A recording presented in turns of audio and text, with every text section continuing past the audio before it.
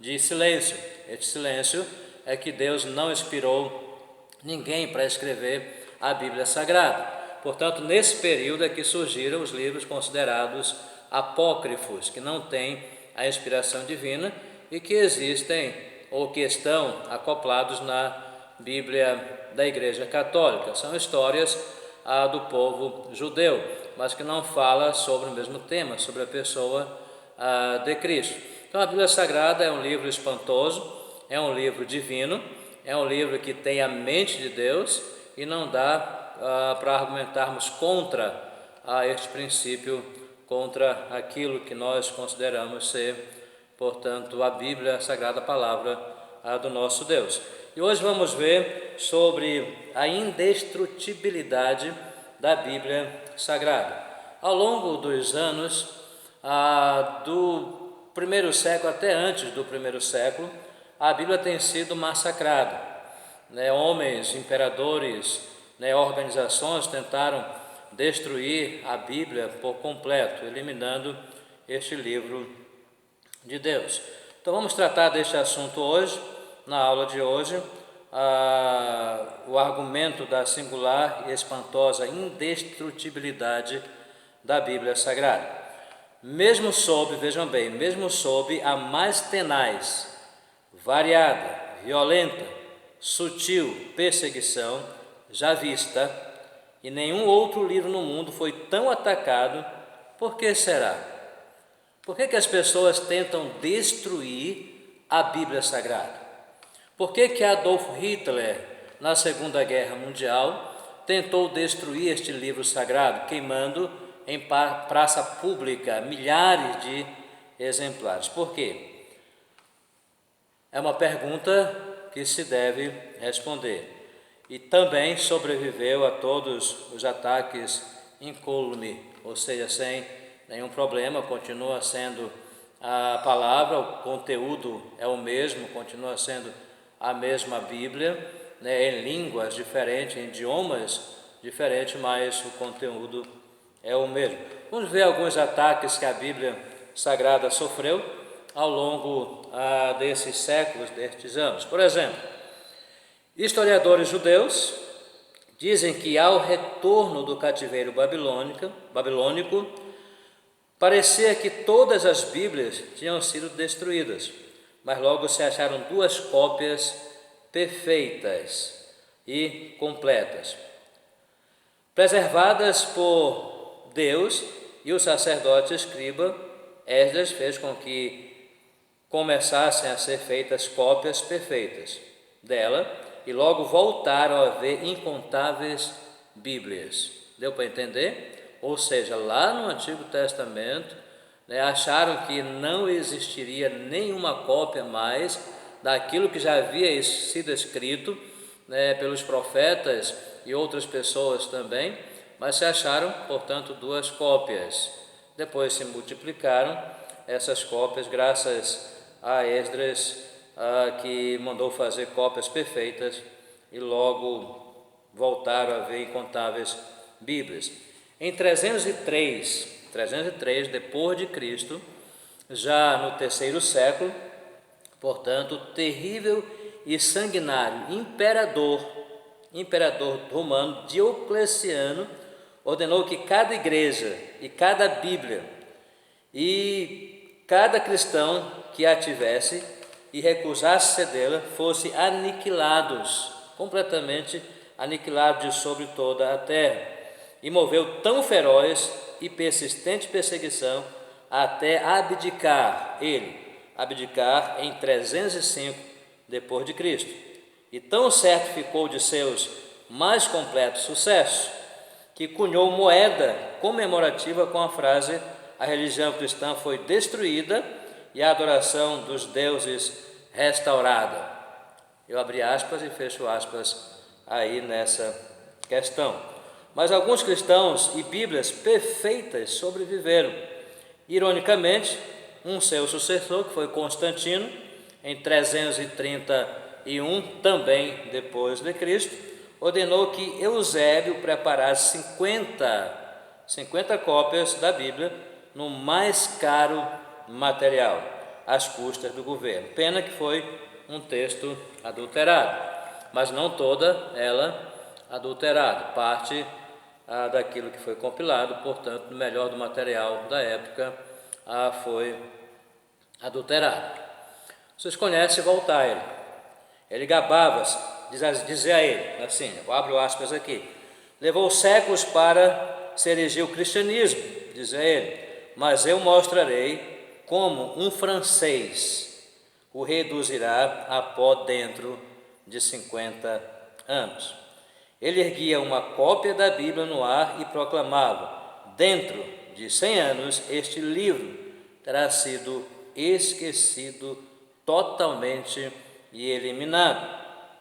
20 anos depois, olha só, 20 anos depois de sua morte, em 1778, a sua enorme casa tornou-se um dos principais centros de distribuição da mesma Bíblia que ele desejou condenar à extinção. É interessante isso, né? A Bíblia ela é indestrutível, não há possibilidade. Todos os homens ou governos ou organizações que tentaram aniquilá-la, tentaram destruí-la, queimá-la, eles já se foram, já morreram. Mas a Bíblia continua viva e eficaz. A Bíblia continua sendo o livro do cristão. A Bíblia continua sendo para nós, a maioria dos cristãos, a nossa única regra de fé e prática. Observe um pouco lá na primeira lição que eu dei. A Bíblia foi escrita por 40 homens em épocas, costume e educação, ou seja, backgrounds diferentes. Mas todos eles construíram, uma lógica sobre a pessoa de Jesus Cristo, mostrando que a Bíblia tem a mente de Deus, que a Bíblia foi construída por Deus, que é superior ao ser humano, que é pecador. E agora, mostrando para você a indestrutibilidade da Bíblia Sagrada. Então, todos os homens que tentaram destruir já se foram, já morreram, e a Bíblia continua viva e eficaz. Olha essa ilustração para você aqui, interessante, que eu vou mostrar. Velho doente, Voltaire, aliás, nem é uma ilustração, é o que aconteceu com ele. Eu passo a ilustração daqui a pouquinho. Velho doente, Voltaire dizia: eu daria tudo para nunca ter nascido. Minutos antes de morrer, gritou: ó Cristo, ó Jesus, eu tenho que morrer abandonado por Deus e pelos homens.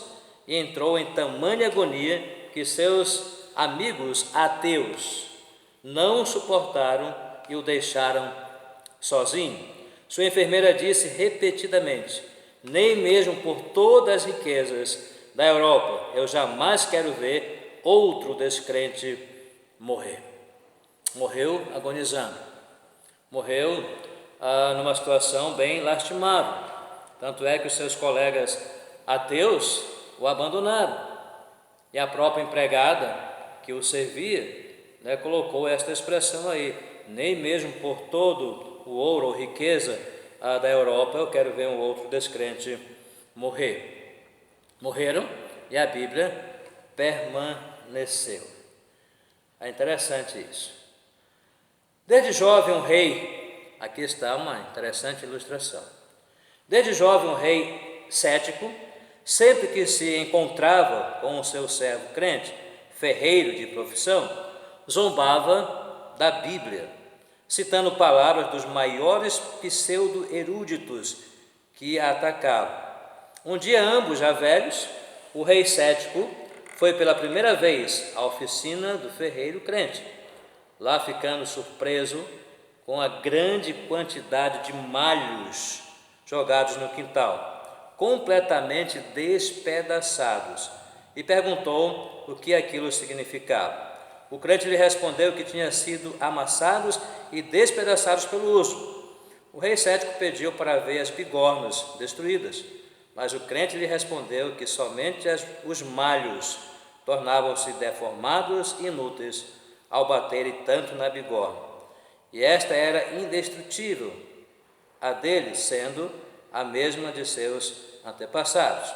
O cético rei lembrou-se dos ataques seus e dos maiores pseudo-eruditos à Bíblia. Uma lágrima caiu dos olhos dele e ele se afastou triste, reconhecendo, e disse ele: os malhos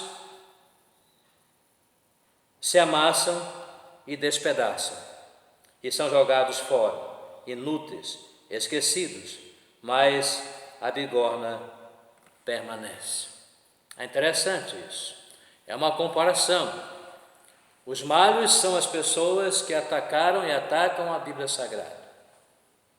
O tempo passa, vão envelhecendo, a doença chega nos seus corpos, alguns ficam loucos, alguns se suicidam.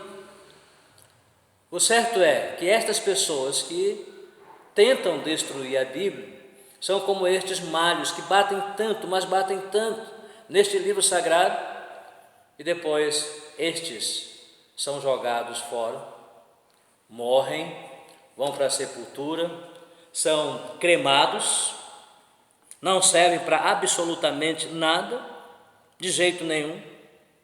Mas as bigornas, ilustrando aqui a Bíblia Sagrada, permanece.